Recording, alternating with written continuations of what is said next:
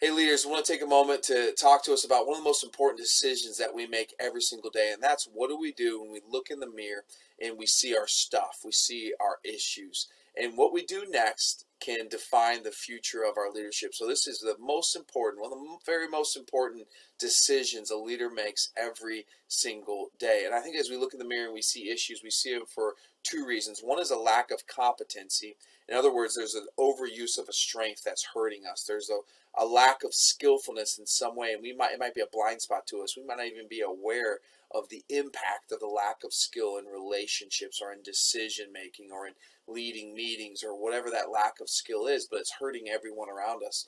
Now, some of those lack of skills we can delegate and we can fix it that way, but others, with our position or role in the organization or just the impact of our presence on others, we can't delegate. We've got to address. And so sometimes we become aware of those lack of competencies, those lack of skill in our own. Other times we need someone to hold up the mirror for us and help us see this area that we're weak in, and that we need to either delegate if we can, or if we have to develop some level of competency, maybe because of our role in the organization. So lack of competency is the first one. The second one is a crack in our character. So when we look in the mirror, sometimes we see the issue of the crack in our character, and all of us have small cracks because we're on a growing journey, we're on an incomplete journey, and we've all got small cracks in our character that we've got to address. Now, if we're addressing those cracks, and I come at it from a faith-based Christian worldview perspective, so I address these cracks with God, not on my own. As we address these cracks in our character and our integrity,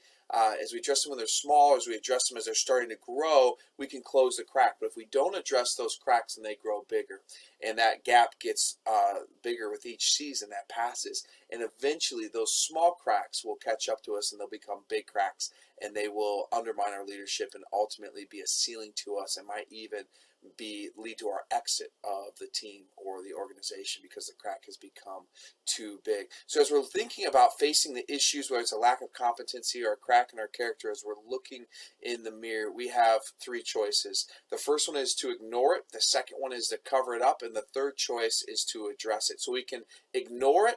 In other words, we can look at it and we can minimize the impact. We can minimize the feedback. We can minimize what we see as we look at this issue. I think it's not really that big of a deal, and we're just going to ignore it and keep on keeping on. Eventually, obviously, if it's a significant enough issue, it will catch up to us.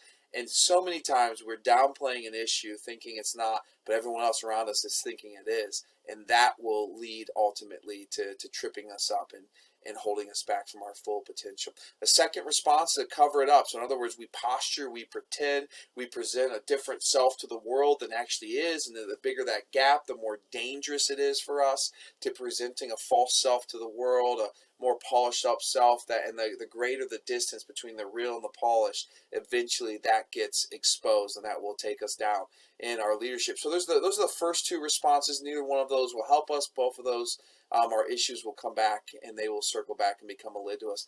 The third response is to address them, is to look in the mirror and face them. And once again, coming at it from a Christian worldview perspective, for me, I'm able to face the cracks in my life because I trust God's grace and acceptance of me. I trust His forgiveness and His value of me. And so I can look in the mirror and see my imperfections and see my issues. And instead of hiding from them, I can face them. I can step towards them, and I can invite God to join me on that journey and heal the cracks and to bring kind of restoration and wholeness and to close those gaps. I don't have to work for approval, and my identity is not found in my accomplishments. And so it's not that I don't care what people think of me, and it's not that I'm not, it doesn't matter to me kind of what I do or don't do. I'm very much a go-getter. But my identity, my value is not ultimately found in accomplishments or approval. So when I look in the mirror, I can be fully honest with myself because my approval comes from God. So when you look in the mirror, what choice will you make? Will you choose to ignore it? Will you choose to cover it up?